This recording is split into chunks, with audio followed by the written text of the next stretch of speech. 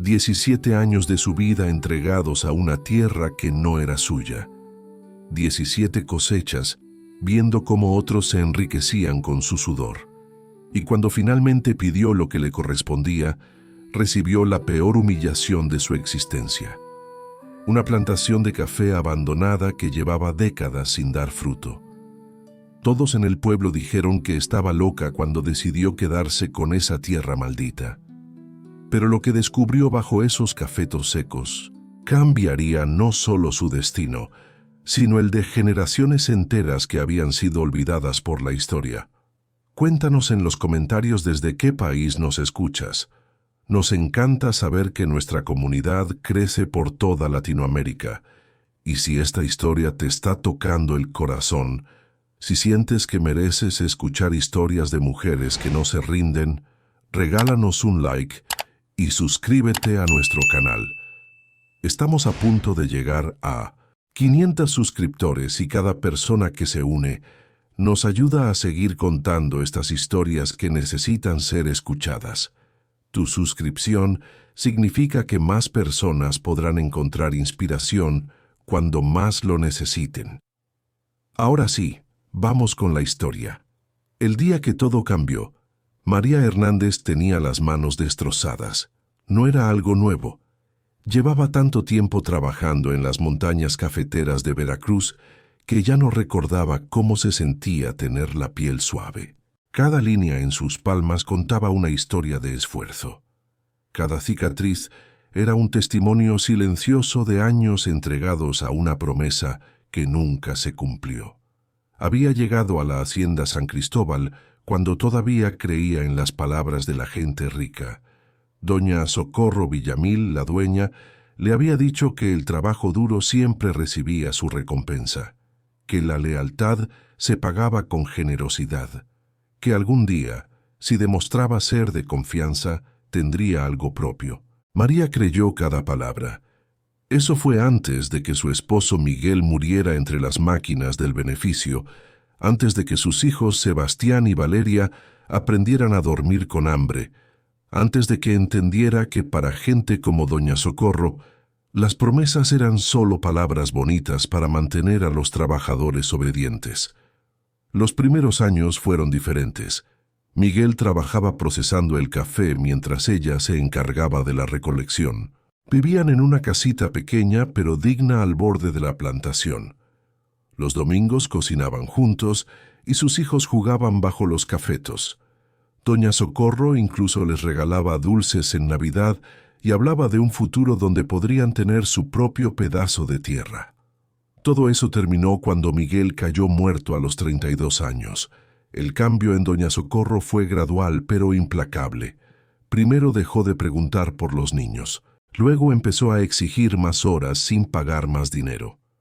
Después les quitó la casita y los obligó a mudarse a un cuarto detrás de los corrales, un espacio húmedo donde el olor a estiércol se metía en la ropa y no salía ni con 3 lavadas. «Es temporal», decía la patrona cada vez que María reunía valor para preguntar, «hasta que te estabilices». Pero pasaron los meses, luego los años, y el cuarto siguió siendo su hogar. Sebastián creció viendo a su madre regresar cada noche con la espalda doblada del peso de los costales. Valeria aprendió a cocinar con lo mínimo, a hacer milagros con frijoles y tortillas.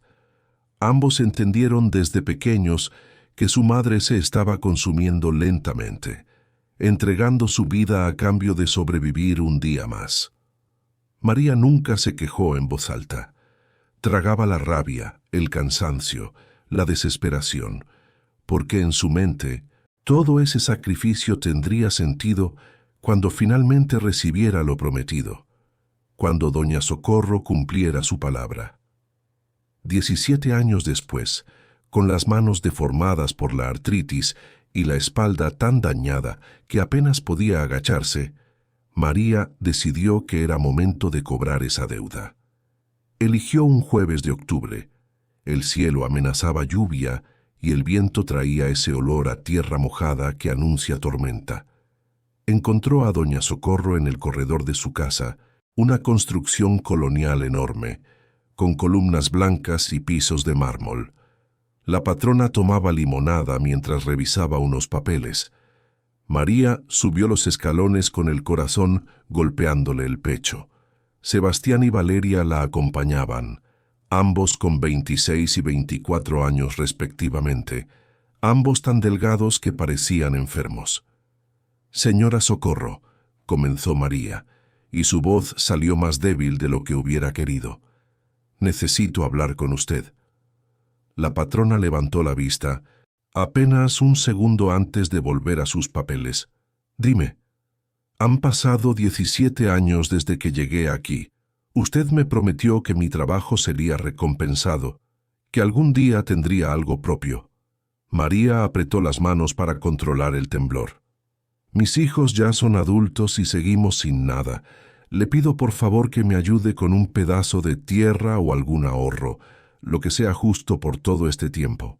El silencio que siguió fue tan pesado que María sintió que le faltaba el aire. Doña Socorro dejó los papeles sobre la mesa. Lentamente, muy lentamente, se quitó los lentes de lectura. Y entonces sonrió, pero no fue una sonrisa amable. Fue el tipo de sonrisa que usan las personas cuando están a punto de disfrutar lastimando a alguien. «¿Recompensa?», repitió la patrona, y su voz tenía un filo que cortaba. «¿Me estás pidiendo recompensa?». Se puso de pie y caminó hasta el borde del corredor. Señaló hacia el horizonte, hacia una zona oscura y descuidada al fondo de la propiedad. «¿Ves esa plantación allá? La que está completamente seca, la que nadie ha tocado en décadas». Doña Socorro se volvió hacia María con los ojos brillantes de crueldad. «Esa es tu recompensa. Te la regalo. Es toda tuya». Valeria ahogó un grito. Sebastián dio un paso adelante, pero María lo detuvo con la mano. «Señora, esa tierra lleva muerta desde siempre», la interrumpió doña Socorro. «Exactamente lo que merece alguien como tú. Tierra muerta para una vida muerta. Ahora lárgate de mi propiedad y llévate a tus hijos. Tienen hasta mañana para sacar sus cosas del cuarto». La patrona entró a la casa y cerró la puerta. El sonido del cerrojo fue como una sentencia final. María se quedó parada en ese corredor, con sus hijos a cada lado, sintiendo cómo 17 años de esperanza se convertían en cenizas. A su alrededor, otros trabajadores habían presenciado la escena. Algunos desviaban la mirada, otros cuchicheaban. Nadie se acercó a consolarla. Esa noche María no durmió. Se quedó sentada en el cuarto que ya no era suyo, mirando las pocas pertenencias que habían acumulado en casi 2 décadas. Una maleta vieja, ropa remendada, fotografías de Miguel que se estaban desvaneciendo. Cuando amaneció, tomó una decisión que nadie esperaba.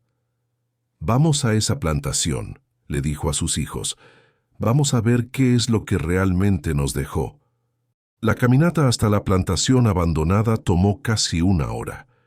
Estaba en el extremo más alejado de la hacienda San Cristóbal, separada del resto por un barranco pequeño y un camino lleno de piedras que nadie había mantenido en años.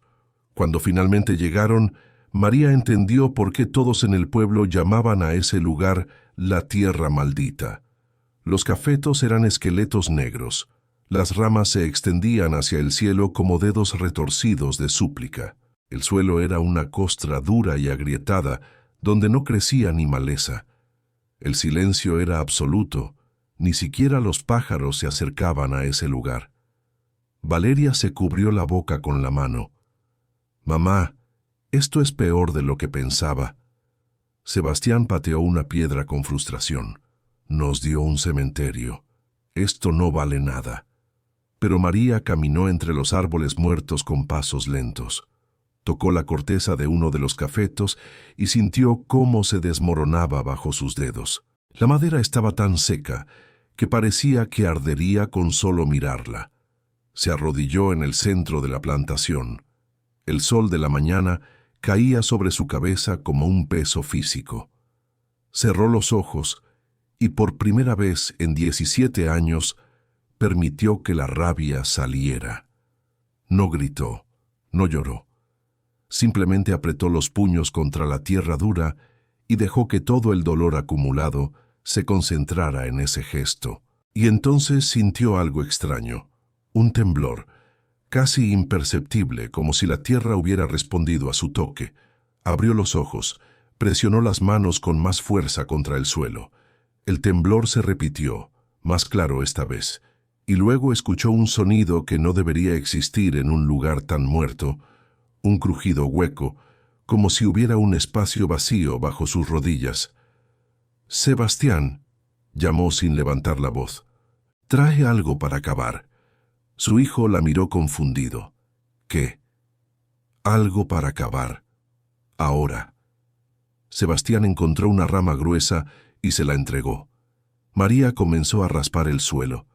La tierra se desprendía en placas duras, pero debajo había algo diferente. Una textura más suelta, como si alguien hubiera cavado ahí hace mucho tiempo y luego hubiera sellado el agujero. Valeria se arrodilló junto a su madre y comenzó a ayudar con las manos. Sebastián usó la rama como palanca. Trabajaron durante horas bajo el sol implacable, sin hablar, concentrados en esa anomalía que no tenía explicación. Cuando el sol estaba en su punto más alto, la rama de Sebastián golpeó algo sólido. No era piedra, era madera. Cavaron con más urgencia ahora, quitando la tierra con las manos desnudas. Poco a poco fue apareciendo una superficie plana de madera oscura del tamaño de una puerta pequeña. María limpió el polvo con su rebozo y descubrió que había bisagras oxidadas en un lado. No era solo una tabla, era una trampilla. «Esto no tiene sentido», murmuró Sebastián. «¿Quién construiría algo así en medio de una plantación?»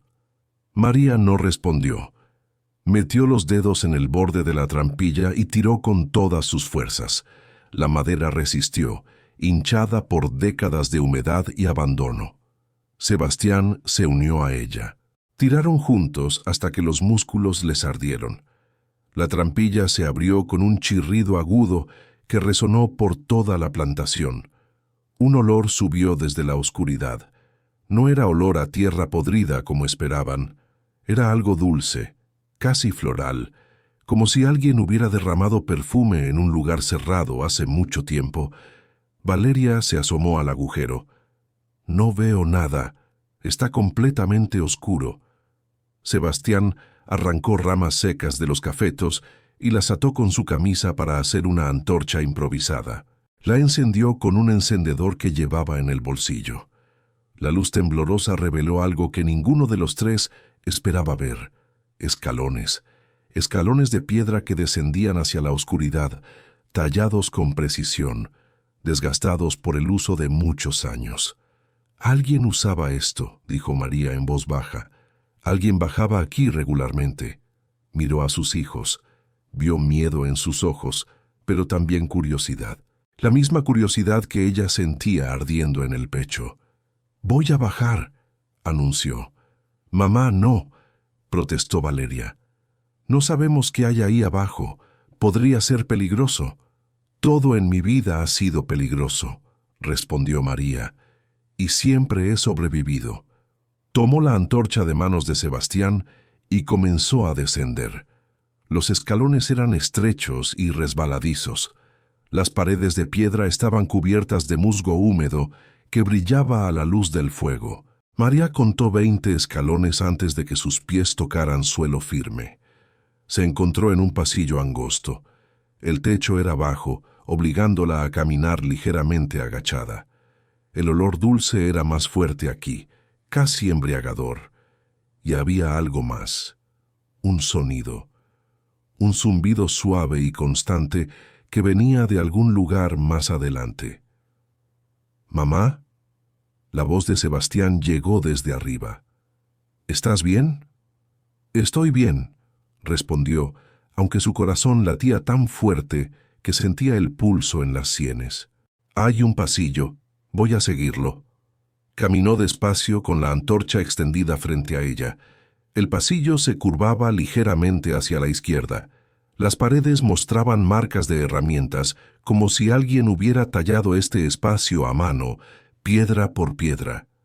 Después de unos 30 pasos, el pasillo terminaba en una puerta de madera. Era antigua, con herrajes de hierro forjado y símbolos extraños tallados en la superficie. Símbolos que María no reconocía, pero que le producían una sensación extraña en el estómago. Empujó la puerta.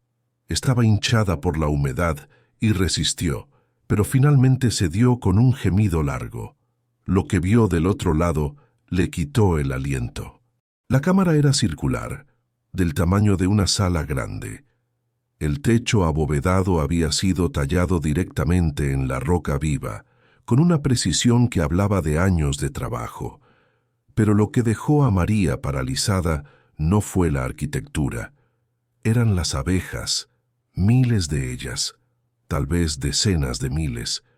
Cubrían las paredes en estructuras perfectamente organizadas que parecían colmenas, pero diferentes a cualquier colmena que María hubiera visto. Estas eran más elaboradas, con entradas múltiples y cámaras visibles a través de secciones transparentes que parecían cristal o resina antigua. ¿Y las abejas? Las abejas se movían, pero apenas. No era el zumbido frenético de una colmena activa. Era algo diferente. Un movimiento lento, casi imperceptible, como si el tiempo mismo se hubiera ralentizado dentro de esas cámaras. María se acercó a una de las colmenas y observó con atención. Las abejas se movían en cámara lenta, alimentándose de reservas de miel cristalizada que brillaban como ámbar en las celdas. Cada movimiento era económico, preciso, como si cada gota de energía fuera calculada para durar. «Están en estado de conservación», murmuró, recordando algo que había escuchado años atrás sobre cómo algunas abejas nativas podían reducir su metabolismo en condiciones extremas. Han estado viviendo al mínimo, generación tras generación, esperando que el agua volviera. María dio un paso dentro de la cámara. La luz de su antorcha bailaba sobre las paredes, revelando más detalles. Había estantes tallados en la piedra, y sobre ellos descansaban frascos de barro. Docenas de ellos. Algunos estaban rotos, su contenido perdido hace décadas. Manchas oscuras en la piedra que mostraban dónde la miel se había derramado y descompuesto. Otros tenían grietas, y dentro solo había cristales secos, miel que se había deshidratado completamente. Pero algunos, quizá una docena, estaban perfectamente sellados. El barro cocido intacto, la cera todavía firme sobre las tapas. En el centro de la cámara había una mesa de piedra, y sobre la mesa, protegidos bajo lo que parecía ser vidrio grueso, había documentos. María se acercó lentamente sin atreverse a respirar demasiado fuerte. Los documentos eran viejos, el papel amarillento y frágil, pero la tinta todavía era legible. Eran mapas, diagramas, instrucciones escritas en una caligrafía elegante y antigua, y nombres, listas y listas de nombres. Refugio Mendoza, curandera, expulsada 1889. Soledad Ramírez, partera, expulsada 1889. Esperanza Torres, guardiana de las abejas sagradas, expulsada 1889. María leyó nombre tras nombre, todas mujeres, todas con el mismo año, todas marcadas con la palabra expulsada. ¿Mamá? La voz de Sebastián la sobresaltó. Su hijo había bajado y ahora estaba parado en la entrada de la cámara con los ojos muy abiertos. ¿Qué es este lugar? No lo sé, respondió María, pero su voz temblaba. Pero creo que alguien vivió aquí. Muchas personas. Valeria bajó también, y los tres se quedaron parados en esa cámara subterránea, rodeados de abejas en su estado de conservación lenta y secretos antiguos. Sebastián se acercó a uno de los estantes y tomó uno de los frascos perfectamente sellados con reverencia. Lo levanto a la luz de la antorcha. Dentro había algo dorado y espeso, cristalizado en patrones geométricos hermosos. «Es miel», dijo con asombro. «Miel cristalizada». María se acercó. «¿Crees que todavía sea buena?» Sebastián examinó el sello. La miel pura nunca se echa a perder si está completamente sellada. Han encontrado miel en tumbas egipcias de 3000 años que todavía era comestible. Miró el frasco con respeto. Pero esto es diferente. Esto fue sellado por mujeres que sabían exactamente lo que hacían. Rompió el sello de cera con cuidado. El sonido fue como un suspiro, como si el frasco hubiera estado conteniendo la respiración durante más de un siglo. El olor que salió fue tan intenso que los tres dieron un paso atrás. No era olor a miel vieja o rancia, era fresco, imposiblemente fresco, como si las abejas la hubieran producido ayer. Las guardianas sabían cómo preservar, murmuró María. Sabían exactamente qué mezcla de cera y resina usar para crear un sello perfecto. Esto no es suerte, esto es conocimiento. Sebastián tocó la miel con un dedo y la probó. Sus ojos se abrieron enormes. Esto es... no puedo describirlo. Es como si cada sabor que conozco estuviera ahí, pero también sabores que nunca he probado. María tomó el frasco de sus manos y también probó. Tenía razón. La miel era extraordinaria, y si había sobrevivido décadas en ese frasco, significaba que tenía propiedades de conservación increíbles. Valeria estaba examinando los documentos bajo el vidrio. «Mamá, tienes que ver esto». María se acercó. Valeria señalaba un diagrama detallado que mostraba la estructura completa de lo que había bajo la plantación. No era solo esta cámara. Había túneles que se extendían en todas direcciones. Otras cámaras. Y en el centro de todo, marcado con un símbolo especial, había algo etiquetado como el manantial sagrado.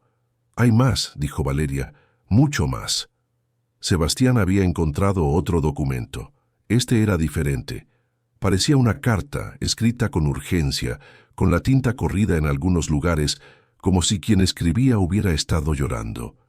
Leyó en voz alta: «A quien encuentre este lugar. Somos las últimas guardianas de un conocimiento que tiene siglos. Nuestras abuelas cuidaron estas abejas sagradas desde antes de que llegaran los españoles. Ellas nos enseñaron que estas abejas no son como las otras. Son melipona, las abejas sin aguijón, las que los antiguos llamaban Shunaankab, las señoras de la miel. Su miel cura, su cera protege. Su conocimiento es un regalo de los dioses, pero los nuevos dueños de esta tierra nos llaman brujas. Nos acusan de practicar magia oscura, nos expulsan sin nada, después de generaciones trabajando aquí. Antes de irnos sellamos las colmenas. Las dejamos en estado de conservación profunda. Ellas pueden sobrevivir así durante generaciones, alimentándose de las reservas que dejamos, reproduciendo ciclos lentos, esperando, y maldecimos esta tierra.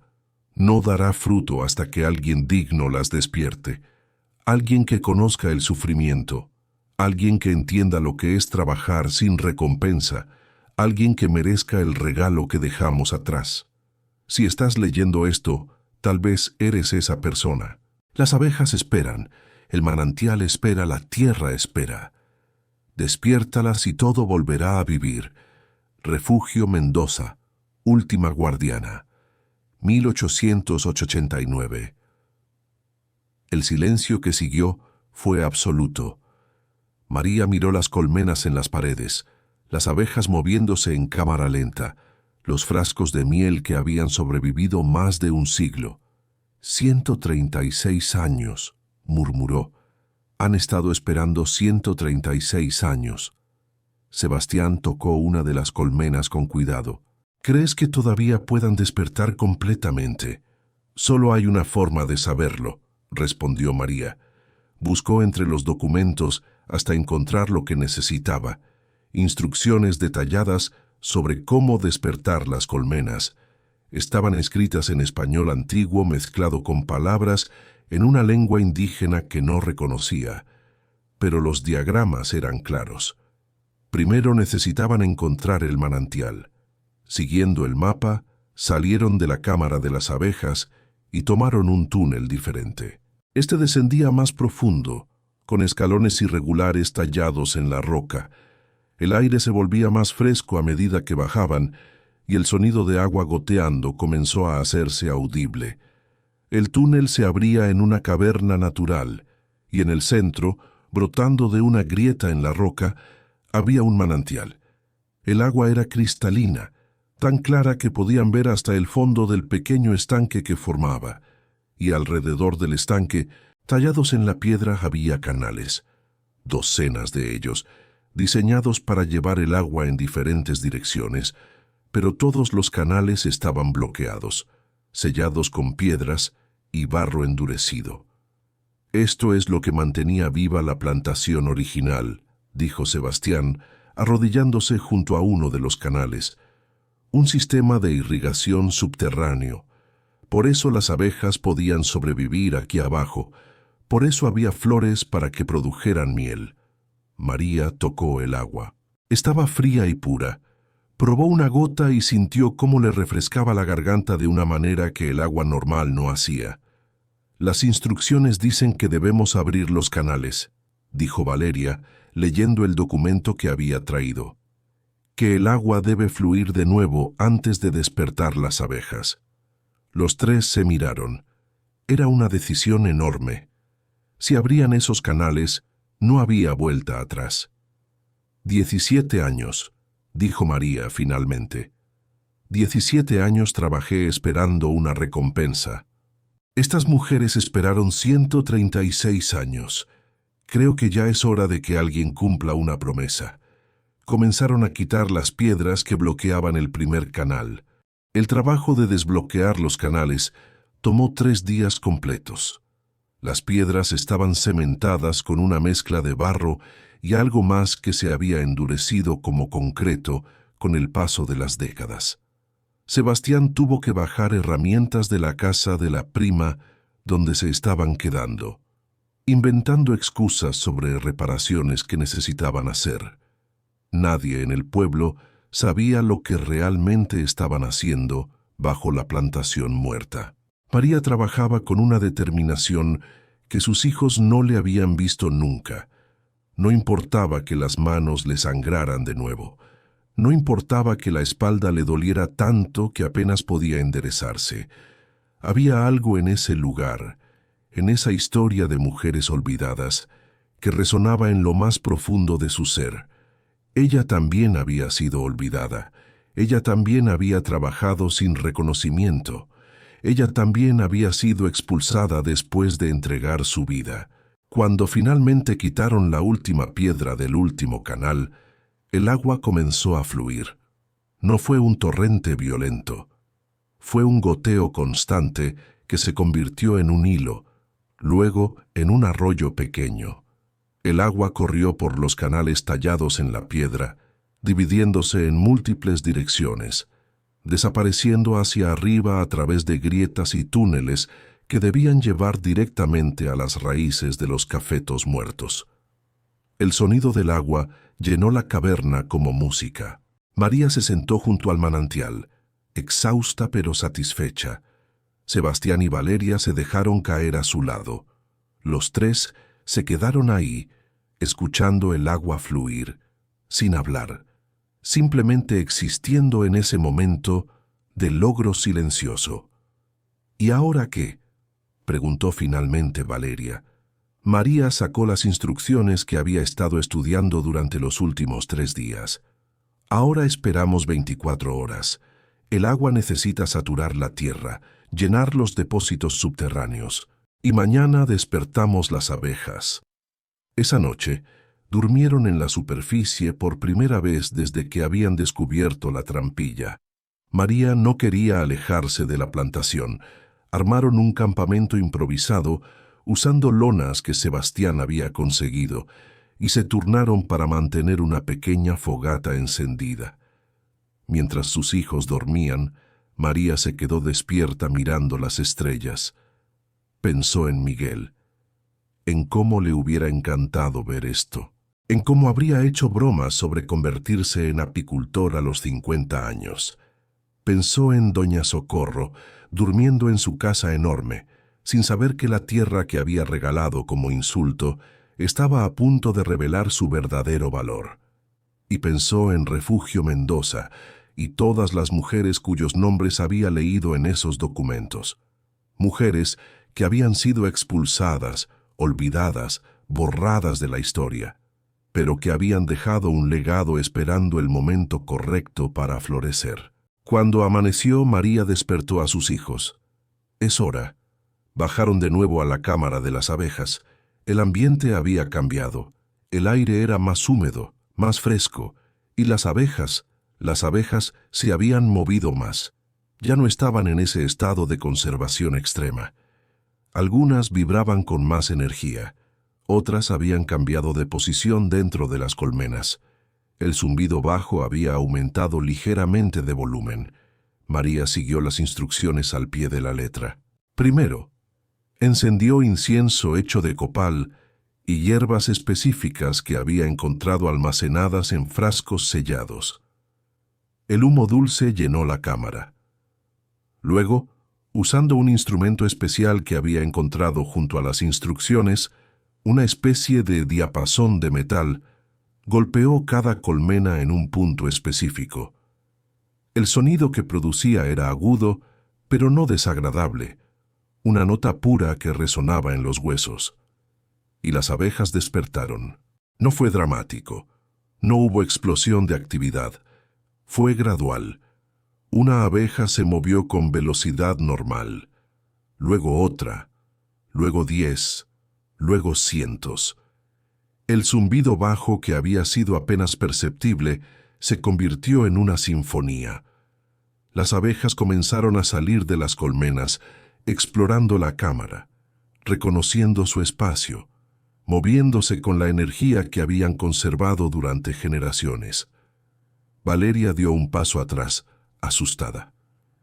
«¿No nos van a picar?»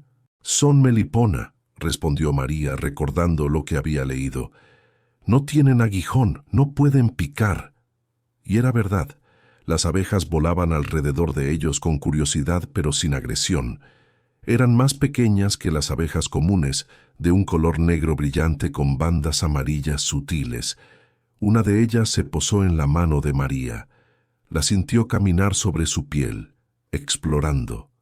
La abeja se detuvo sobre una de las cicatrices más viejas, una marca profunda de cuando se había cortado con una herramienta oxidada años atrás. Y entonces sintió algo extraño, un cosquilleo. La abeja estaba oliendo, probando. Movía sus antenas sobre la cicatriz con movimientos deliberados. «Están leyendo tu piel», dijo una voz desde la entrada de la cámara. María se sobresaltó. Era un anciano que había bajado sin que nadie lo notara. Tenía rasgos indígenas marcados y ojos que brillaban con inteligencia. «Perdonen la intrusión», dijo el hombre con voz suave. «Vi actividad aquí y tuve que venir. Mi nombre es Refugio Sánchez». María sintió un escalofrío. «¿Refugio? Como mi tatarabuela, sí, Refugio Mendoza». El anciano se acercó con pasos lentos, reverentes. «He estado esperando toda mi vida que alguien encontrara este lugar». Se arrodilló junto a María. «Mi tatarabuela escribió sobre esto en sus notas personales, notas que se pasaron en mi familia de generación en generación. Las melipona no solo producen miel, también leen historias». Señaló las manos de María.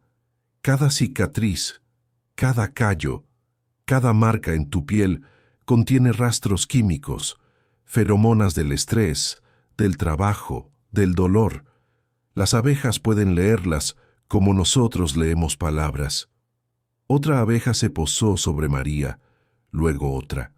Pronto tenía una docena caminando sobre sus brazos, sus manos, explorando cada marca, cada cicatriz. «Te están aceptando», susurró Refugio con lágrimas en los ojos. «Te reconocen como una de las suyas, como guardiana». María miró las abejas sobre su piel y entendió algo profundo. No era magia, era reconocimiento. Era la tierra misma, a través de sus criaturas más antiguas, diciendo: «Tú perteneces aquí, tú entiendes». Sebastián señaló hacia uno de los túneles. «Miren». Las abejas habían comenzado a volar hacia la superficie, siguiendo los canales de agua, buscando las flores que necesitaban para producir miel. Pero no había flores. La plantación estaba muerta. María sintió un momento de pánico. ¿Y si habían despertado las abejas demasiado pronto? ¿Y si no había nada para que se alimentaran? «Subamos», dijo rápidamente. Corrieron por los túneles, subieron los escalones, salieron a la luz del día y se quedaron paralizados. La plantación había cambiado, pero no como esperaban. Los cafetos seguían siendo esqueletos negros, pero ahora, si mirabas con atención, podías ver algo diferente.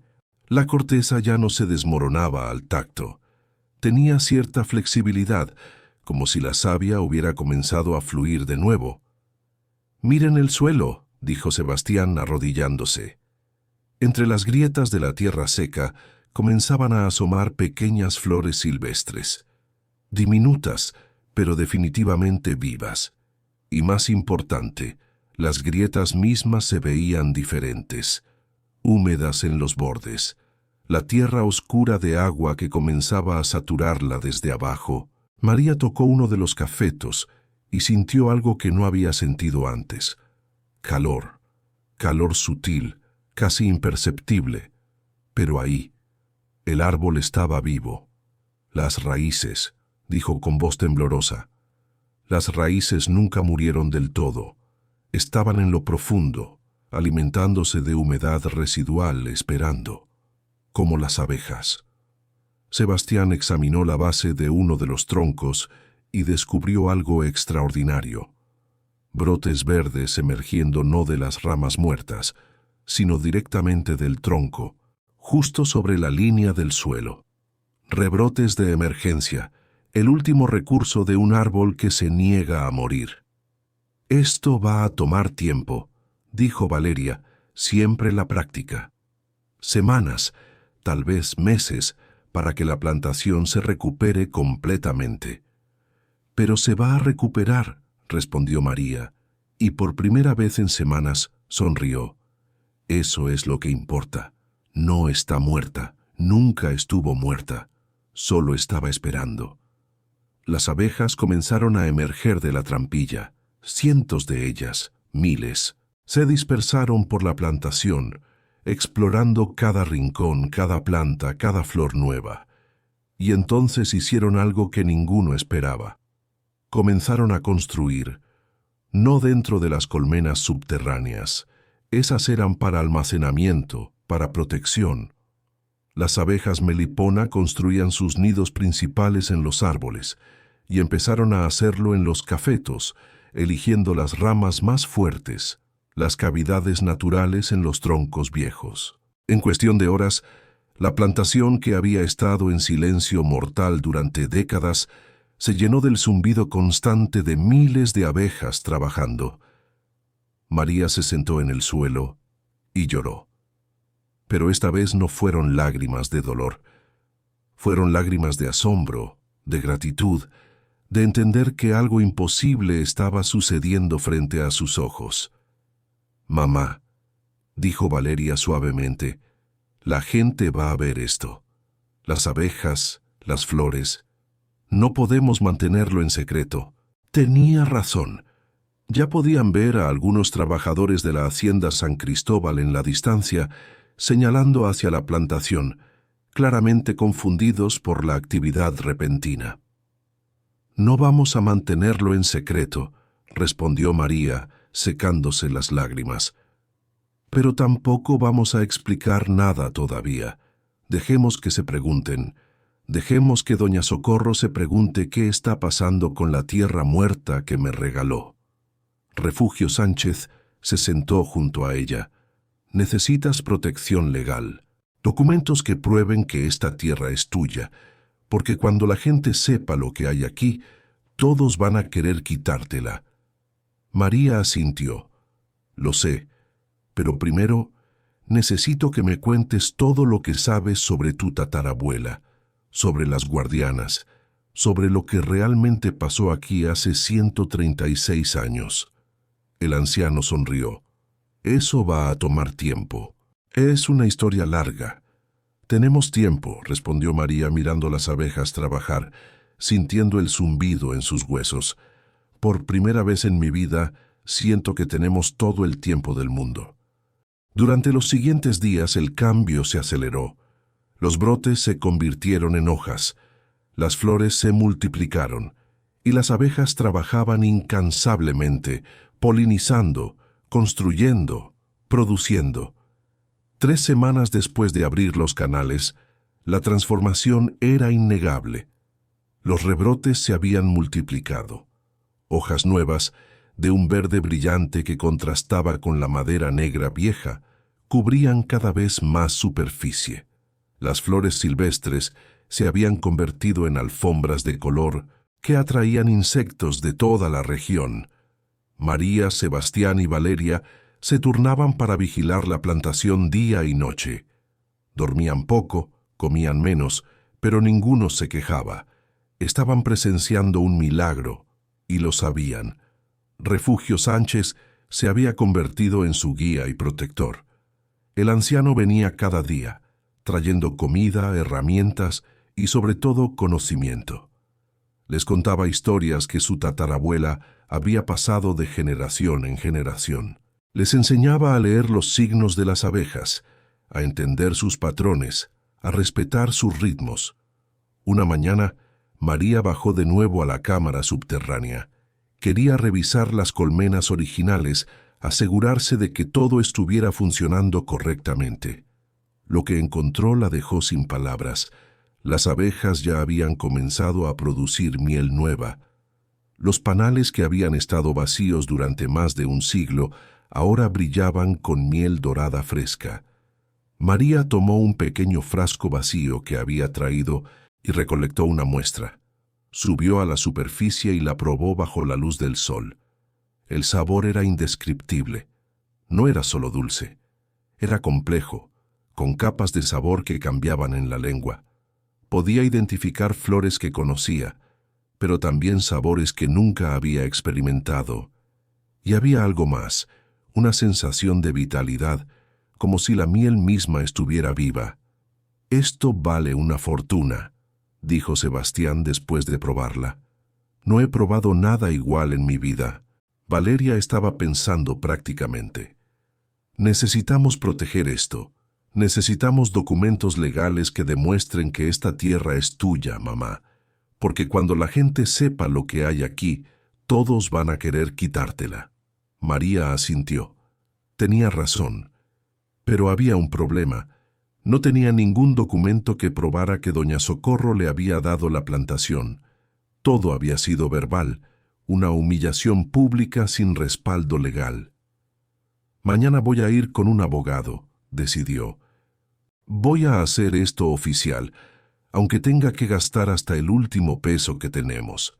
Pero antes de que pudiera hacerlo, recibieron una visita inesperada. Era temprano en la mañana cuando doña Socorro apareció en la plantación. No venía sola.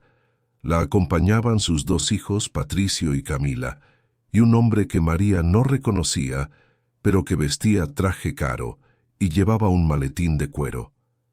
María los vio venir desde lejos. Estaba revisando una de las colmenas nuevas que las abejas habían construido en un cafeto cuando escuchó el motor del coche. Se limpió las manos en el delantal y caminó a su encuentro con el corazón latiéndole fuerte. Doña Socorro se bajó del coche y miró alrededor con una expresión que María no supo interpretar. No era la burla cruel de hace semanas, era algo más cercano a la confusión, tal vez incluso al miedo. «María», dijo la patrona y su voz sonaba diferente, menos segura. «Necesitamos hablar». «Señora Socorro», respondió María, manteniéndose firme. «Esta es mi tierra ahora. Usted misma me la dio delante de testigos». Patricio se rió con desdén. «¿Tu tierra? Mamá te regaló un basurero como broma. No tienes ningún derecho real sobre esto». El hombre del traje se adelantó. «Permítame presentarme. Soy el licenciado Mendoza, abogado de la familia Villamil. Vengo a informarle que hay un error legal en la transferencia de esta propiedad. La señora Socorro no tenía autoridad para regalar esta tierra sin el consentimiento de sus herederos». María sintió como el estómago se le encogía.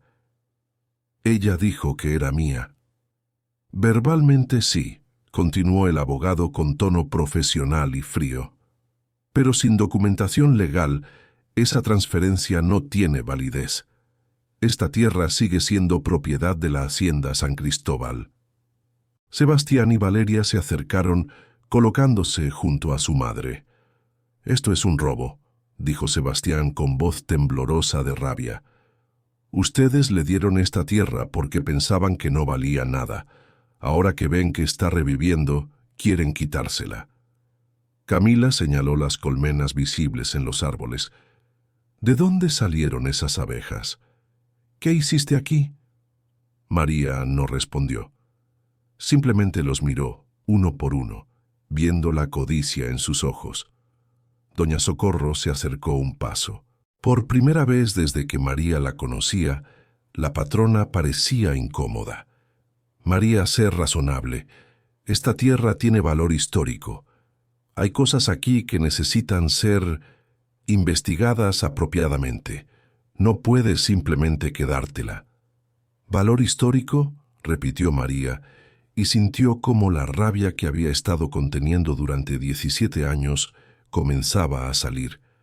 ¿Ahora le importa la historia? ¿Ahora le importa lo que hay bajo esta tierra? «¿Bajo la tierra?», preguntó rápidamente el abogado. «¿Qué hay bajo la tierra?». María se dio cuenta de su error demasiado tarde. Había revelado que sabía algo que ellos no sabían. Patricio caminó hacia la trampilla, que estaba parcialmente visible, ahora que habían quitado parte de la tierra alrededor. «¿Qué es esto?». «No te acerques», advirtió Sebastián interponiéndose. Pero Patricio lo empujó a un lado y se arrodilló junto a la trampilla. La abrió antes de que nadie pudiera detenerlo. El olor a miel y copal subió desde la oscuridad. Patricio se asomó, tratando de ver qué había abajo, y entonces las abejas reaccionaron, no atacaron. Las melipona no podían atacar, pero salieron en masa, cientos de ellas, volando alrededor de Patricio en patrones erráticos, confusos. No lo picaban, pero su simple presencia abrumadora, su incapacidad para reconocer a Patricio como alguien seguro, creaba una barrera más efectiva que cualquier aguijón. «No lo reconocen», murmuró Refugio Sánchez, que había aparecido desde el otro lado de la plantación. «Sus manos nunca han trabajado la tierra, no tienen las marcas químicas que las abejas buscan. Para ellas es un intruso, alguien que no pertenece».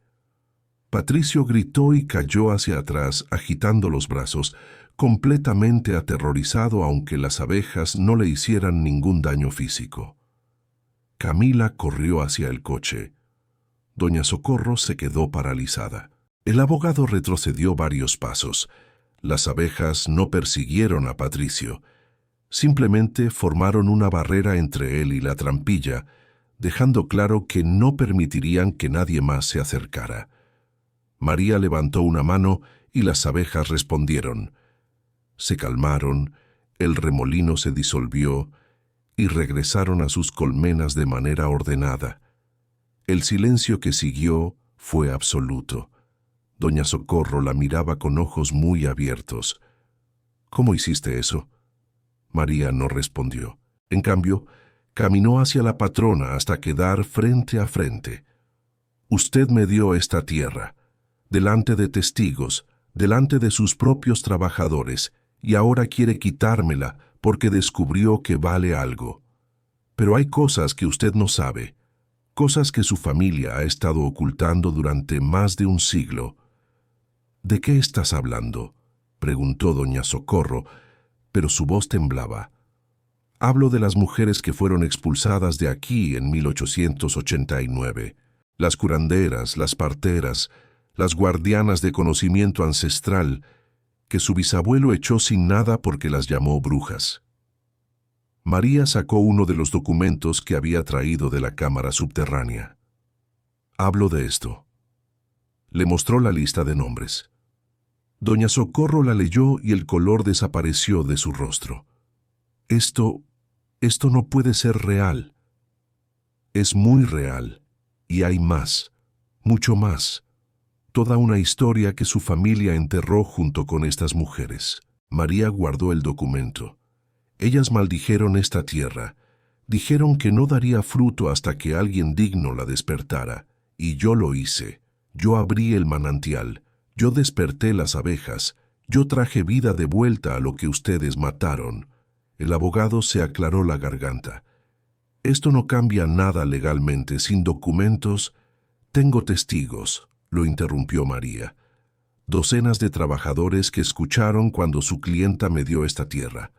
Trabajadores que todavía están en su hacienda, que dependen de usted para sobrevivir, pero que tienen conciencia. El abogado sonrió con condescendencia.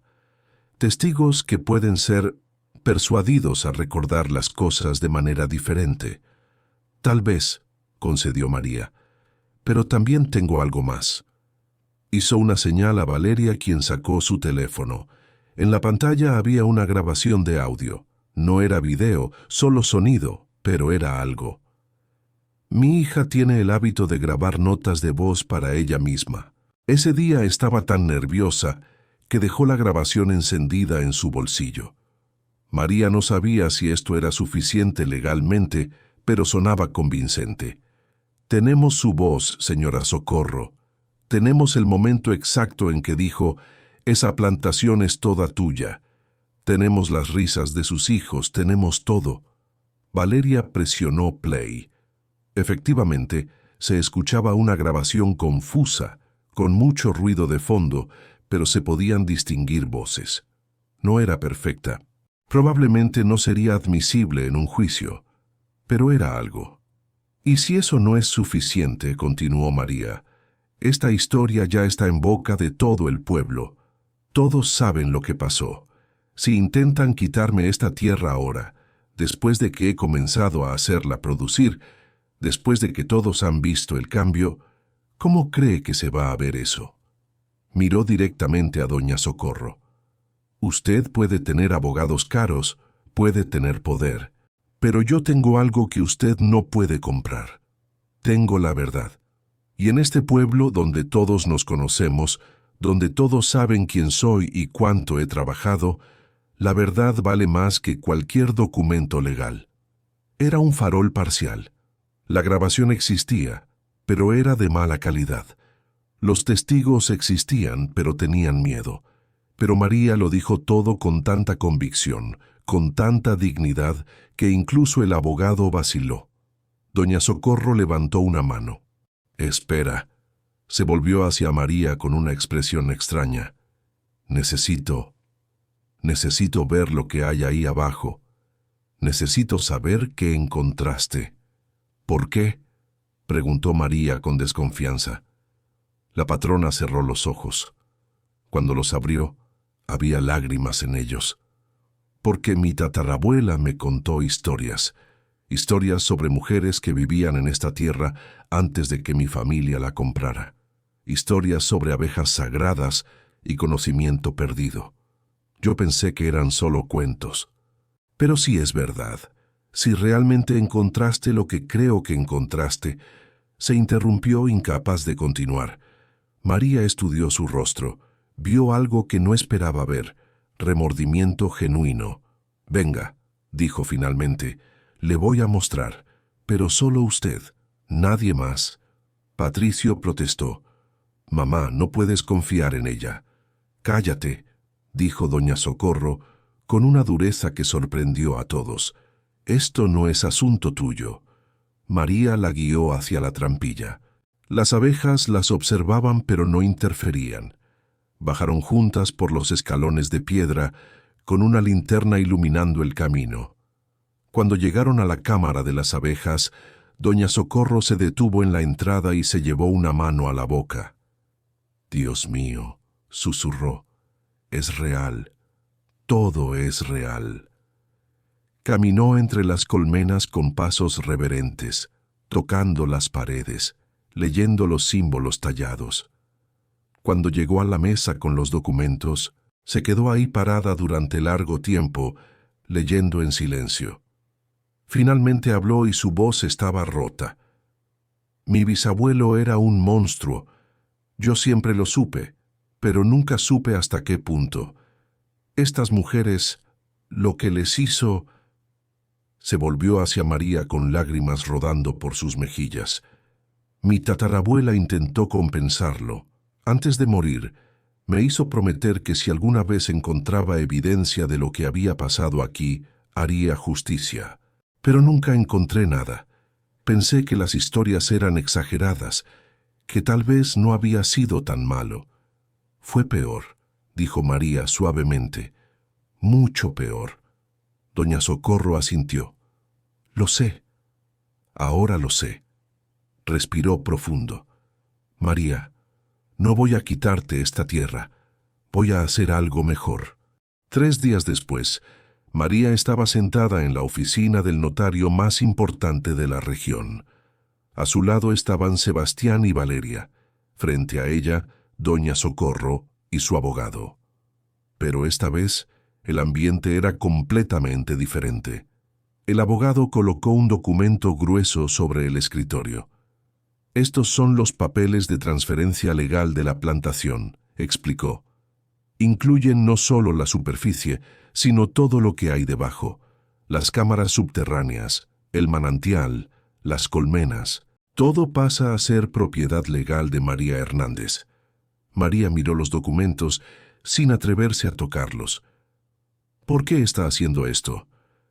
Doña Socorro se inclinó hacia adelante. «Porque es lo correcto.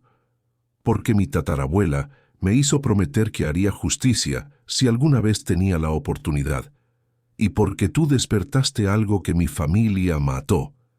Eso te hace la guardiana legítima». «Pero hay más», continuó el abogado, pasando a la siguiente página. «La señora Socorro también está estableciendo un fondo fiduciario, 500,000 pesos, como compensación por los 17 años de trabajo no reconocido adecuadamente».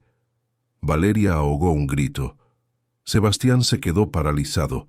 María sintió que el mundo giraba a su alrededor. Eso es demasiado», logró decir.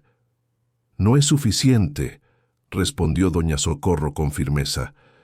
«Nunca será suficiente para compensar lo que te hice, lo que mi familia ha hecho durante generaciones. Pero es un comienzo». Sacó otro documento. «Y hay algo más. He estado investigando. Usando los nombres que encontraste en esa lista, contraté genealogistas. Encontramos descendientes de algunas de esas mujeres que fueron expulsadas. No todos, pero algunos». María sintió cómo el corazón se le aceleraba. «¿Los encontró?». «Sí. Y quiero que sean parte de esto. Quiero ofrecerles participación en lo que construyas aquí. Quiero que su conocimiento ancestral sea reconocido y compensado». Doña Socorro se limpió las lágrimas. «No puedo deshacer el pasado, pero puedo intentar sanar el futuro». El notario carraspeó. «Si está de acuerdo, señora Hernández, necesitamos su firma aquí, aquí y aquí». María tomó la pluma con manos temblorosas. Miró a sus hijos que asentían con lágrimas en los ojos y firmó. Cuando salieron de la notaría, María era oficialmente dueña de la plantación y de todo lo que contenía. Tenía $500,000 en el banco y tenía una lista de nombres de personas que pronto conocería, descendientes de las mujeres que habían sido olvidadas por la historia. Los siguientes meses fueron un torbellino de actividad. María usó parte del dinero para contratar trabajadores del pueblo, pagándoles salarios justos y dándoles condiciones dignas. Sebastián se encargó de modernizar el sistema de irrigación, conectando el manantial subterráneo con la superficie de manera más eficiente. Valeria comenzó a estudiar apicultura especializada, aprendiendo todo lo posible sobre las abejas melipona. La plantación floreció. Los cafetos, que habían estado muertos durante décadas, produjeron su primera cosecha en más de un siglo. El café era extraordinario, con un sabor único que los expertos no podían explicar. Decían que tenía notas que nunca habían probado antes, una complejidad que desafiaba descripción, pero era la miel lo que realmente llamaba la atención. La miel de las abejas melipona era legendaria. Cuando María llevó las primeras muestras a un laboratorio para análisis, los resultados fueron asombrosos. La miel contenía propiedades antibacterianas superiores a cualquier miel comercial. Tenía compuestos que no se encontraban en ninguna otra miel conocida. Y su sabor era tan único que los catadores profesionales no tenían palabras para describirlo. Un frasco de 250 gramos se vendía por 3,000 pesos, y la demanda era tan alta que María tenía que rechazar pedidos constantemente porque las abejas solo producían cantidades limitadas.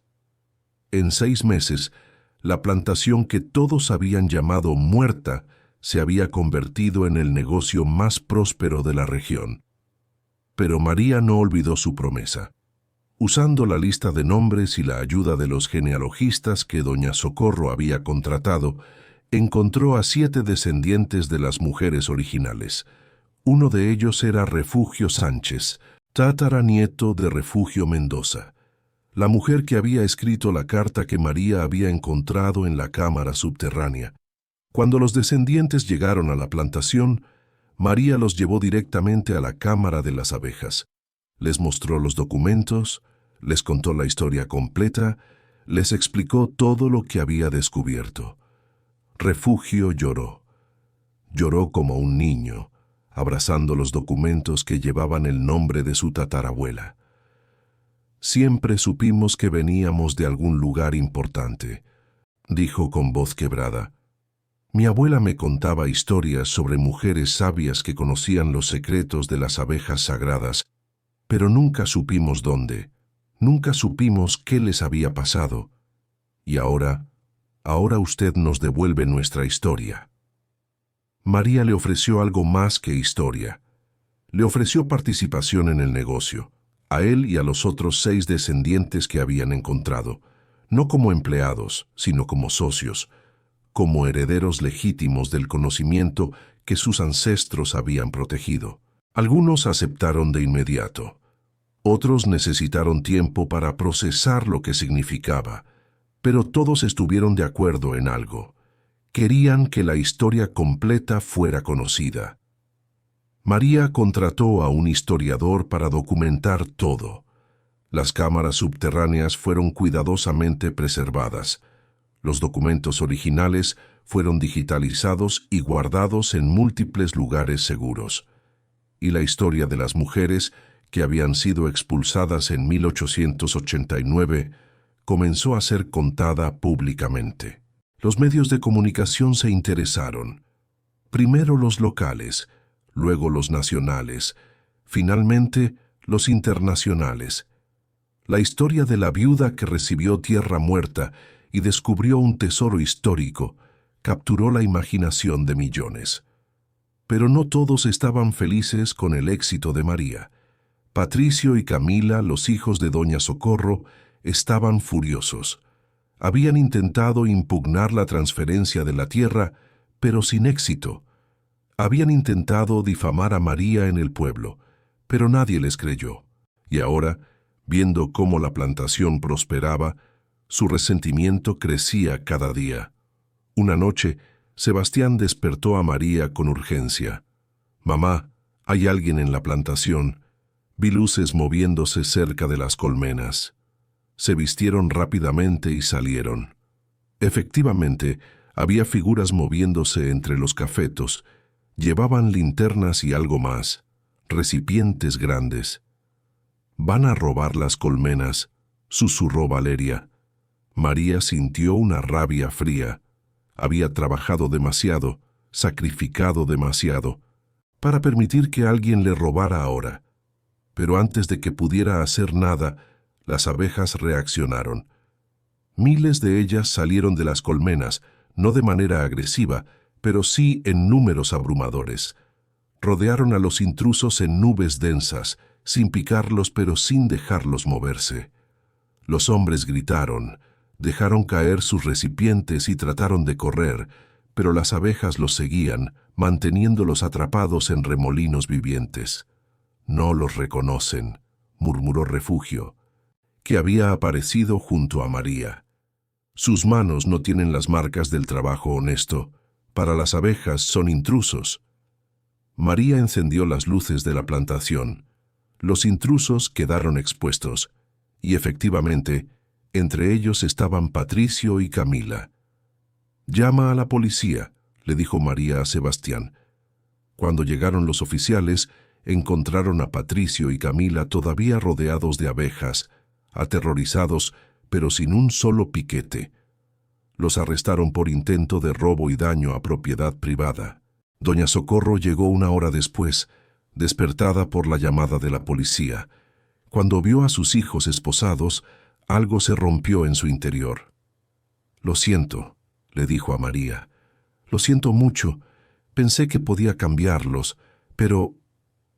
«No es su culpa», respondió María. «Ellos tomaron sus propias decisiones». La patrona asintió, derrotada. «Voy a vender la hacienda San Cristóbal. No puedo seguir aquí. Hay demasiados fantasmas, demasiada culpa». Miró a María con ojos cansados. «Pero antes de irme, quiero hacer una cosa más». 2 semanas después del intento de robo, Doña Socorro organizó un evento público en el pueblo. Invitó a autoridades locales, historiadores, periodistas y a toda la comunidad. El evento se llevó a cabo en la plaza principal, bajo un toldo grande que protegía del sol inclemente de mediodía. María estaba sentada en la primera fila, flanqueada por Sebastián y Valeria. A su lado estaban Refugio Sánchez y los otros descendientes que habían encontrado. Todos vestían sus mejores ropas, nerviosos pero dignos. Doña Socorro subió al estrado con pasos lentos. Se veía más vieja de lo que María recordaba, como si el peso de generaciones de culpa finalmente la estuviera aplastando. «Gracias por venir», comenzó la patrona, y su voz amplificada por el micrófono resonó por toda la plaza. «Hoy estoy aquí para hacer algo que debió hacerse hace más de 130 años. Estoy aquí para pedir perdón». Un murmullo recorrió la multitud. Doña Socorro respiró profundo y continuó. «Mi bisabuelo, Augusto Villamil, cometió crímenes terribles contra las mujeres indígenas que vivían y trabajaban en lo que ahora es la hacienda San Cristóbal. Las acusó de brujería, las expulsó sin compensación, les robó su conocimiento, su tierra, su dignidad». Su voz se quebró, y mi familia ha mantenido ese secreto enterrado durante generaciones. Sacó un documento antiguo y lo mostró a la audiencia. Este es el registro original de las expulsiones. 32 mujeres y sus familias, más de 100 personas en total, echadas de la tierra que habían cultivado durante siglos, sin nada. Muchas murieron en el camino, otras desaparecieron en la historia. Refugio Sánchez se limpió las lágrimas. María le tomó la mano. Pero una de esas mujeres, Refugio Mendoza, dejó algo atrás. Dejó un legado escondido bajo la tierra, esperando el momento correcto para ser descubierto. Doña Socorro señaló a María. Y esta mujer, María Hernández, lo encontró. No porque fuera rica, no porque tuviera poder, sino porque conocía el sufrimiento, porque había vivido la injusticia, porque era digna. La patrona bajó del estrado y caminó hasta donde estaba María. Se arrodilló frente a ella, un gesto que dejó a todos sin aliento. «Perdóname», dijo doña Socorro con voz rota. «Perdóname por los 17 años que te robé. Perdóname por las humillaciones. Perdóname por ser parte de un sistema que destruye a personas como tú». María sintió todas las miradas sobre ella. Podía rechazar el perdón. Podía hacer que doña Socorro sufriera públicamente como ella había sufrido. Nadie la culparía. Pero cuando miró a la mujer arrodillada frente a ella, no vio a la patrona cruel que la había humillado. Vio a una anciana quebrada por el peso de pecados que no había cometido, pero que había heredado. «Levántese», dijo María suavemente. «No necesito que se arrodille ante mí, solo necesito que haga lo correcto». Doña Socorro se puso de pie con ayuda de María. Las dos mujeres se quedaron paradas frente a frente y algo pasó entre ellas. No era amistad, tal vez nunca lo sería, pero era entendimiento. La patrona regresó al estrado. «Como parte de mi compromiso de hacer justicia, estoy estableciendo un fondo de reparación. 5 millones de pesos que serán distribuidos entre los descendientes de las familias expulsadas. Y estoy donando 50 hectáreas de la Hacienda San Cristóbal para crear un centro de estudios dedicado a preservar el conocimiento ancestral de las abejas melipona y las prácticas de curandería tradicional». La multitud estalló en aplausos. Algunos lloraban, otros gritaban de alegría. Refugio Sánchez subió al estrado cuando doña Socorro terminó. El anciano miró a la audiencia con ojos brillantes. «Durante generaciones mi familia cargó con la vergüenza de no saber de dónde veníamos. Nos decían que éramos nadie, que no teníamos historia, que no importábamos». Su voz se hizo más fuerte. «Pero hoy recuperamos nuestra historia. Hoy el mundo sabe que venimos de mujeres sabias, de guardianas de conocimiento ancestral, de personas que fueron castigadas por ser diferentes, pero que nunca se rindieron». Señaló hacia donde estaba María. «Y esta mujer, que no tiene nuestra sangre, pero que tiene nuestro espíritu, nos devolvió lo que pensábamos perdido para siempre. Por eso, en nombre de mi tatarabuela Refugio Mendoza y de todas las mujeres que fueron olvidadas, le digo, gracias». El evento terminó con una ceremonia tradicional. Los descendientes que habían encontrado trajeron copal y hierbas sagradas. Hicieron una limpia simbólica de la plaza, pidiendo que los espíritus de las mujeres olvidadas finalmente encontraran paz. María participó en la ceremonia, sintiendo algo que no había sentido en años: pertenencia. No solo a un lugar, sino a algo más grande, a una historia que conectaba pasado y presente, a un legado que ahora era su responsabilidad proteger. Esa noche, de regreso en la plantación, María bajó sola a la cámara de las abejas. Se sentó en el suelo, rodeada del zumbido suave de miles de abejas trabajando, y habló en voz alta. «Refugio», dijo al aire. «No sé si puedes escucharme. No sé si los espíritus realmente existen. Pero si estás ahí, quiero que sepas que tu sacrificio no fue en vano. Tu legado vive. Y voy a asegurarme de que nunca sea olvidado otra vez». Una brisa imposible recorrió la cámara cerrada. Las abejas zumbaron en un tono diferente, casi como si estuvieran respondiendo, y María sintió una paz profunda instalarse en su pecho. Los meses siguientes trajeron cambios enormes. El centro de estudios comenzó a construirse. Académicos de universidades importantes llegaron para estudiar las abejas melipona y documentar las técnicas ancestrales de apicultura. Los descendientes de las familias originales empezaron a recibir sus compensaciones y varios decidieron mudarse de regreso a la región, reconectando con la tierra de sus ancestros. La plantación de María se convirtió en un modelo de agricultura sostenible.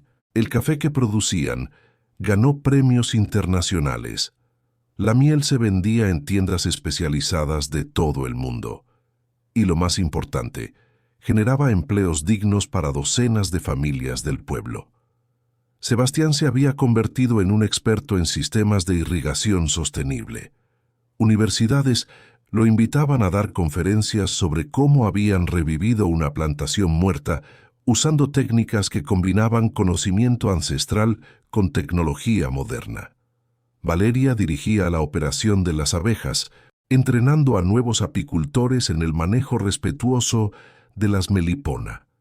Pero el cambio más significativo fue personal. María ya no era la mujer encorvada que caminaba con la cabeza baja. Ahora caminaba erguida, hablaba con autoridad, tomaba decisiones que afectaban a docenas de personas y, lo más importante, había aprendido a valorarse a sí misma. Una tarde, mientras revisaba los libros de contabilidad en la pequeña oficina que habían construido en la plantación, recibió una visita inesperada. Era una mujer joven, tal vez de 30 años, con rasgos indígenas marcados y ojos inteligentes. Traía una mochila grande y parecía haber viajado desde lejos. «¿Señora María Hernández?», preguntó con voz suave. «Sí, soy yo. ¿En qué puedo ayudarla?». La mujer sonrió. «Mi nombre es Citlali Mendoza. Soy bisnieta de una de las mujeres que fueron expulsadas de aquí. Acabo de enterarme de lo que usted descubrió y necesitaba venir a verlo con mis propios ojos». María se puso de pie inmediatamente. «Por supuesto. Pase, por favor. ¿Quiere que le muestre las cámaras?». Citlali asintió, y María vio lágrimas en sus ojos. La llevó por el mismo camino que había recorrido docenas de veces. Bajaron por la trampilla, atravesaron los túneles, llegaron a la cámara de las abejas. Citlali se detuvo en la entrada y se quedó paralizada. «Es exactamente como mi bisabuela lo describía», susurró. «Ella me contaba historias antes de morir. Decía que había un lugar sagrado bajo la tierra, donde las abejas cantaban canciones antiguas. Yo pensé que eran solo cuentos de anciana». Caminó entre las colmenas con reverencia, tocando las paredes, leyendo los símbolos. Cuando llegó a los documentos bajo el vidrio, buscó hasta encontrar un nombre específico. «Aquí está», dijo con voz quebrada. «Esperanza Mendoza, mi tatarabuela». Se volvió hacia María con determinación en los ojos. «Señora María, yo soy bióloga. Me especializo en abejas nativas. He pasado años estudiando las melipona, tratando de entender por qué están desapareciendo en tantos lugares, y ahora entiendo que el conocimiento que necesitaba estaba aquí todo el tiempo, esperando». «¿Qué propone?», preguntó María. «Quiero trabajar con usted. Quiero documentar todo lo que estas abejas nos pueden enseñar. Quiero asegurarme de que el conocimiento de mi tatarabuela no se pierda otra vez».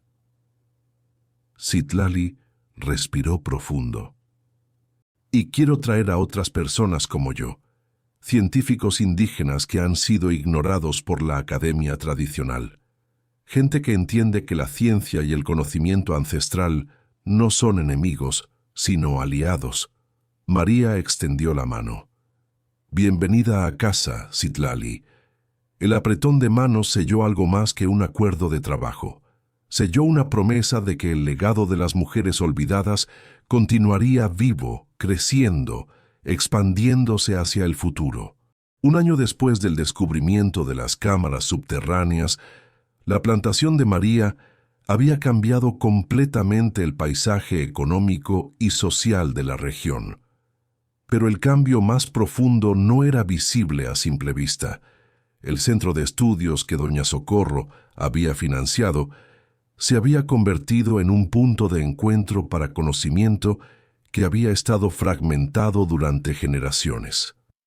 Científicos trabajaban junto a curanderos tradicionales. Biólogos colaboraban con guardianes de conocimiento ancestral, y de esa colaboración surgían descubrimientos extraordinarios. Citlali había formado un equipo de investigación que estaba documentando propiedades medicinales de la miel de Melipona que la ciencia moderna apenas comenzaba a entender. Habían descubierto compuestos antibióticos que no existían en ninguna otra miel.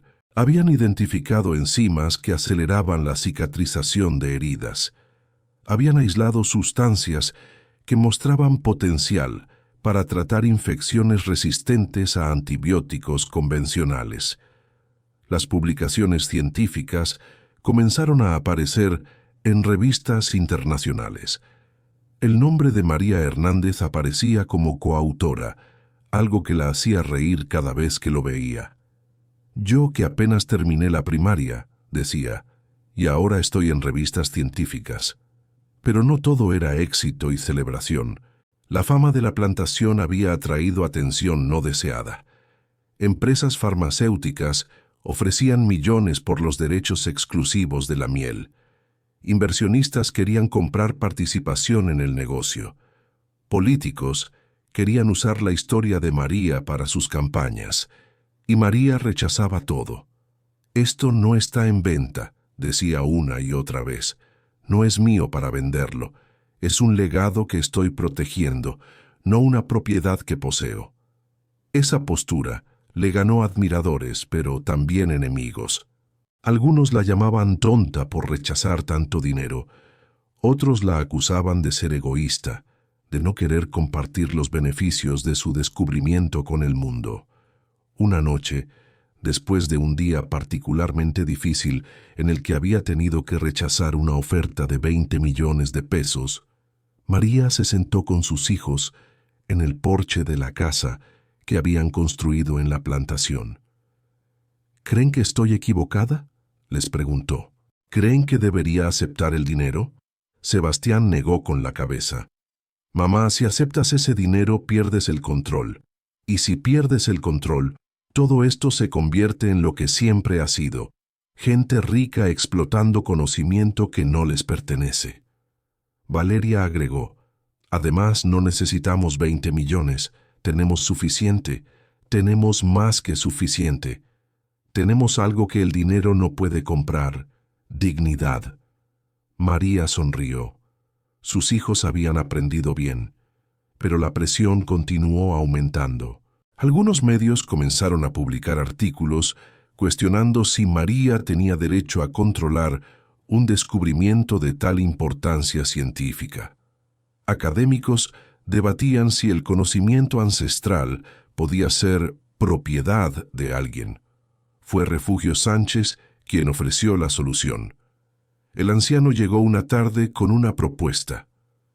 «Necesitamos crear una estructura legal que proteja este conocimiento para siempre, no como propiedad privada, pero tampoco como algo que cualquiera pueda tomar, como patrimonio colectivo».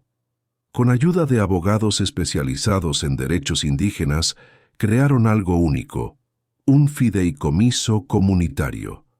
La plantación y todo lo que contenía pasaba a ser administrada por un consejo formado por descendientes de las familias originales, científicos comprometidos con la ética y representantes de la comunidad local.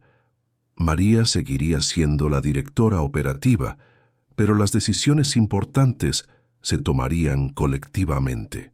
Las ganancias se reinvertirían en la comunidad y en investigación.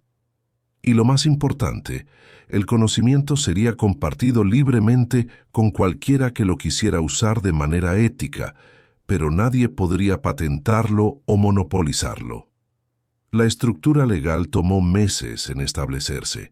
Requirió negociaciones con autoridades federales, con instituciones académicas, con organizaciones indígenas, pero finalmente se logró.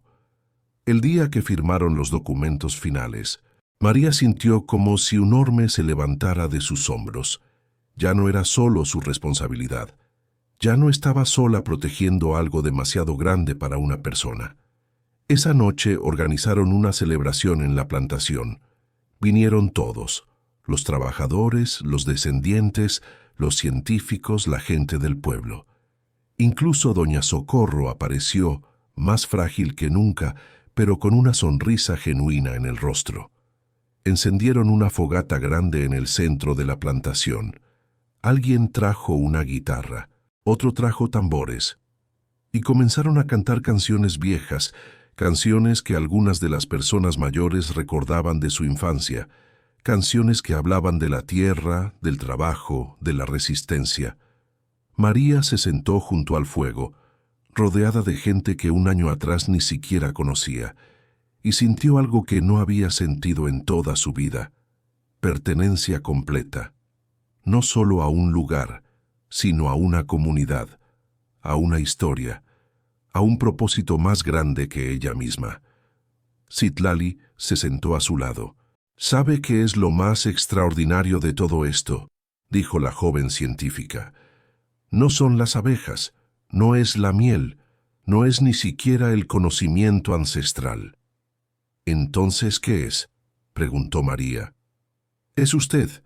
Es el hecho de que una mujer que fue humillada, explotada, tratada como si no valiera nada, no se convirtió en lo que le hicieron, no se volvió cruel, no se volvió codiciosa, mantuvo su humanidad intacta».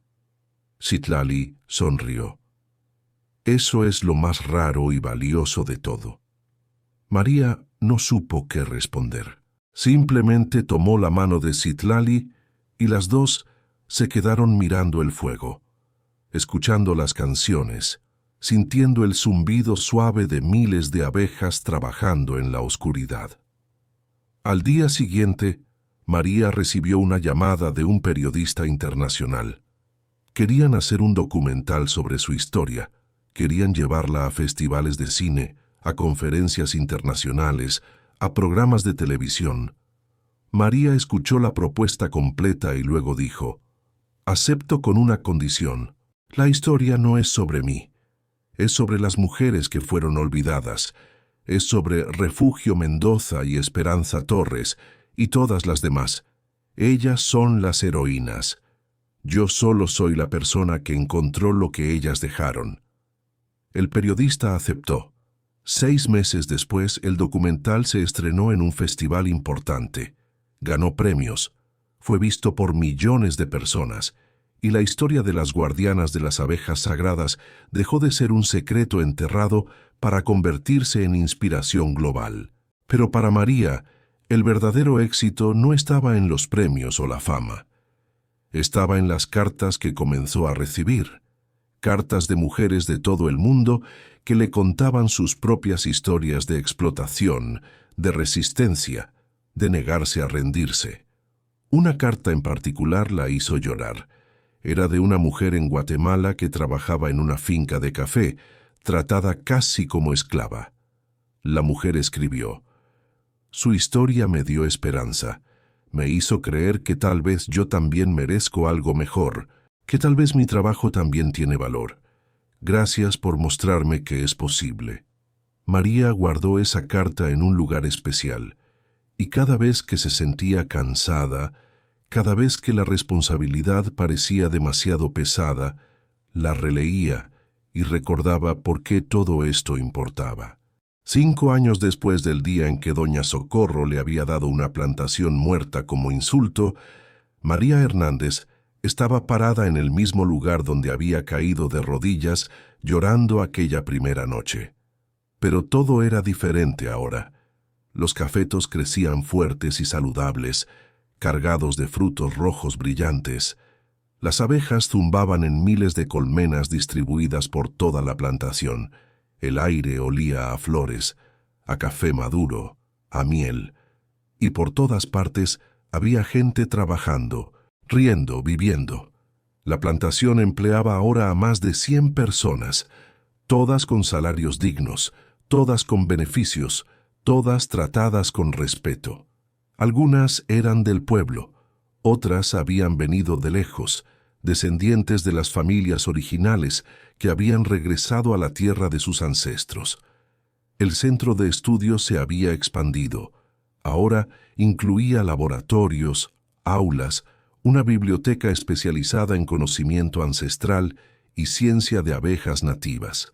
Estudiantes de todo el mundo venían a aprender.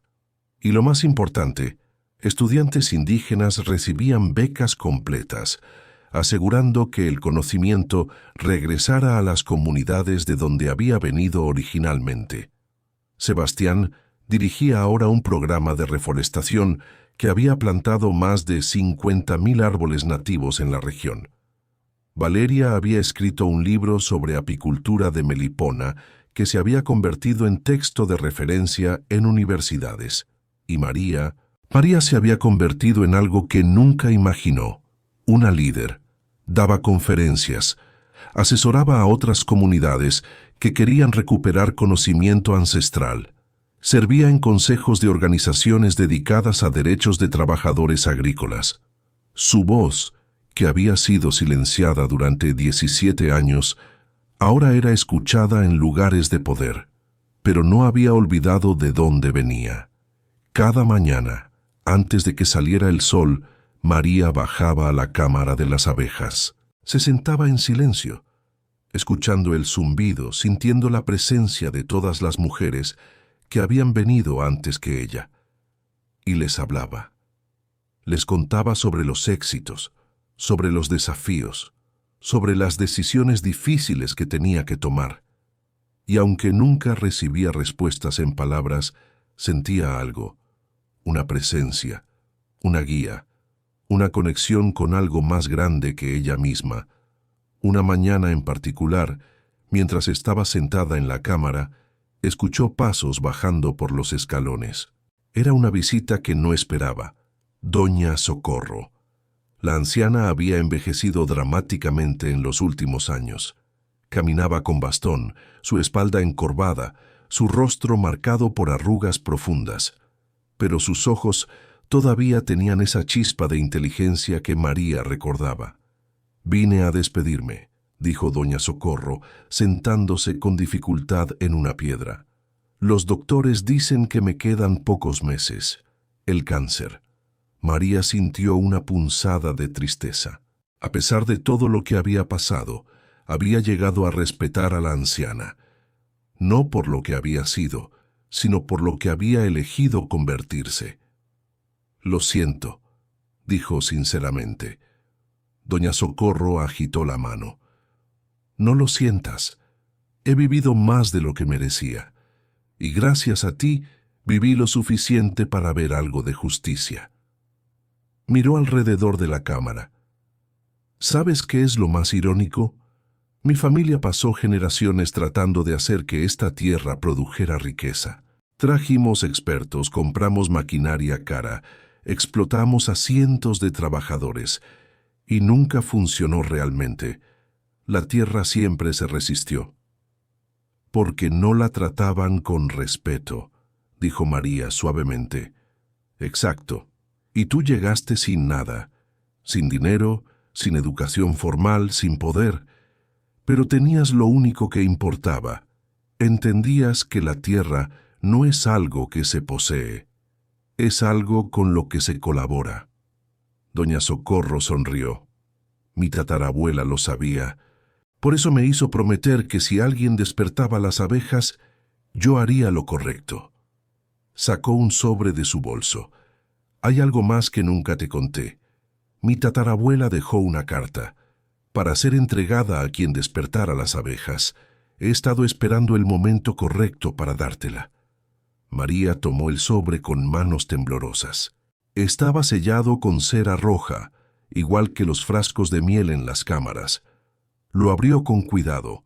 La carta estaba escrita en español antiguo, con una caligrafía elegante. «A la guardiana que viene. Si estás leyendo esto, significa que has despertado lo que dejamos dormido. Significa que la tierra te reconoció como digna. Significa que entiendes lo que nosotras entendimos, que el verdadero valor no está en poseer, sino en cuidar. Te dejo este conocimiento no como regalo, sino como responsabilidad. Las abejas sagradas no son tuyas, tú eres de ellas. Tu trabajo no es explotarlas, sino protegerlas. no es enriquecerte, sino asegurar que su legado continúe. Habrá tentaciones, ofertas de dinero, promesas de poder. Recházalas todas, porque el día que conviertas este don en mercancía, el día que pongas ganancia sobre propósito, todo lo que despertaste volverá a dormir. Pero si mantienes tu corazón puro, si recuerdas siempre de dónde vienes, si usas este regalo para elevar a otros en lugar de elevarte solo a ti misma, entonces el legado vivirá para siempre. Y cuando llegue tu momento de partir, cuando sientas que tu trabajo está completo, buscarás a la siguiente guardiana. No la elegirás por su riqueza o su educación. La elegirás porque reconocerás en ella lo que nosotras reconocimos en ti. Un corazón que conoce el sufrimiento, pero no se endurece. Manos que conocen el trabajo, pero no se rinden. Un espíritu que ha sido humillado, pero no se quiebra. Pásale este conocimiento, cuéntale nuestra historia y asegúrate de que ella entienda. Esto no es un final, es un ciclo eterno de cuidado, de resistencia, de negarse a olvidar. Que las abejas te guíen, que la tierra te sostenga, que las ancestras te protejan. Con gratitud eterna, Constanza Villamil, guardiana de la promesa. 1984. María terminó de leer con lágrimas rodando por sus mejillas. Miró a doña Socorro y vio que la anciana también lloraba. Ella sabía, susurró María. Tu tatarabuela sabía exactamente lo que pasaría. Las mujeres sabias siempre saben, respondió doña Socorro. Por eso las temen, por eso las silencian, porque su conocimiento desafía todo lo que el poder construye. Se puso de pie con esfuerzo. María la ayudó a estabilizarse. Gracias, dijo la anciana. Gracias por ser quien eres. Gracias por no convertirte en lo que mi familia fue. Gracias por romper el ciclo. Se abrazaron. Fue breve, un poco incómodo pero genuino. Cuando se separaron, ambas sabían que probablemente no se volverían a ver. Doña Socorro subió lentamente los escalones. María se quedó en la cámara, sosteniendo la carta, sintiendo el peso de la responsabilidad que había aceptado sin saberlo 5 años atrás. Pero ya no le daba miedo, porque ahora entendía algo fundamental. Nunca había estado sola, nunca lo estaría. Estaba conectada a una línea de mujeres que se extendía hacia atrás en el tiempo y hacia adelante en el futuro. Mujeres que se negaban a ser olvidadas, mujeres que resistían, mujeres que cuidaban lo que importaba incluso cuando el mundo les decía que no valía nada. Esa noche, María reunió a su familia y al consejo del fideicomiso. Les leyó la carta de Constanza Villamil, y juntos tomaron una decisión. Era momento de comenzar a buscar la siguiente guardiana. No sería pronto. María todavía tenía años de trabajo por delante, pero cuando llegara el momento, cuando sintiera que su ciclo estaba completo, pasaría el conocimiento a alguien que lo mereciera, alguien que entendiera que el verdadero poder no viene de poseer, sino de cuidar, y el legado continuaría, generación tras generación, guardiana tras guardiana, porque algunas historias son demasiado importantes para morir, algunos conocimientos son demasiado valiosos para perderse, y algunas mujeres son demasiado fuertes para ser olvidadas. Tal vez tú que estás escuchando esta historia también has sentido lo que sintió María. Tal vez has trabajado años sin reconocimiento. Tal vez has dado todo de ti misma y recibido migajas a cambio. Tal vez te han humillado. Te han dicho que no vales nada. Te han tratado como si fueras invisible. Si es así, quiero que sepas algo. Tu trabajo no es en vano. Tu esfuerzo tiene valor, aunque nadie lo reconozca. Tu dignidad existe, aunque otros intenten quitártela. La historia de María no es solo sobre una mujer que encontró un tesoro enterrado. Es sobre todas nosotras que seguimos adelante cuando sería más fácil rendirnos, que mantenemos nuestra honestidad cuando sería más conveniente robar, que elegimos la dignidad sobre la supervivencia una y otra vez día tras día. Tal vez no encuentres abejas sagradas bajo tu tierra. Tal vez no descubras cámaras llenas de tesoros, pero tu tesoro está en otro lugar, está en tu carácter, en tu capacidad de seguir siendo buena persona, incluso cuando el mundo te da razones para no serlo, en tu negativa a convertirte en lo que te hicieron. Eso es lo que nadie puede quitarte.